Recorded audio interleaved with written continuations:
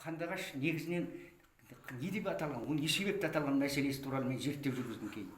Мұнда 1902 жыл осы жерден темір жол өткен.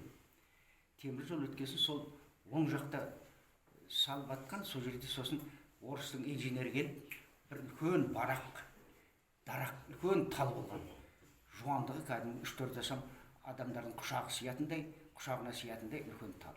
Міне сол талды дегендей тұрып инженер айтқан, мына жерге біз мекеменің салуымыз керек, темір жолдың кеңсесін салуымыз керек деп айтты. Ол сонда кейбір қазақтар айтқан, жоқ, бұл мынау киелі ағаш, мұны кесуге болмайды деп айтты.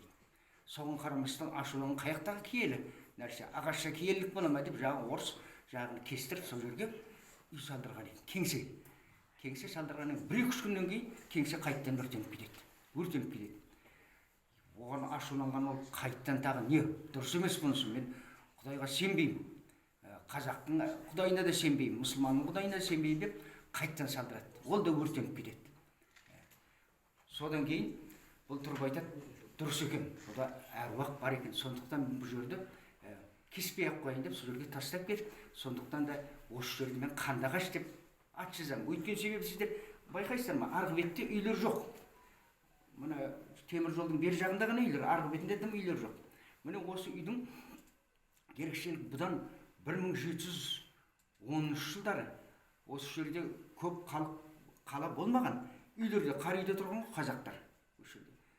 Сол уақытта үлкен жігіттер бәрі арқа жаққа бір асқа кетіп қалған кезде тұтқиылдан мына жақтан құба қалмақтар шабуылдасып, ауылдағы кілең шалдар мен әйелдер балаларын қырып кеткен екен дейді. Сондықтан бұл жерде арғы бетте кілең ағаштар шығады, адам қоныстанбай себебі Қандағаш деп содан аталған, ана ағаштың бәрі Қандағаш деп аталған. Сонан кейін кәне мұны біз мына жерге не салам деп едім ғой, орыстың инженері бұл жерге картаға Қандағаш деп енгізген екен дейді.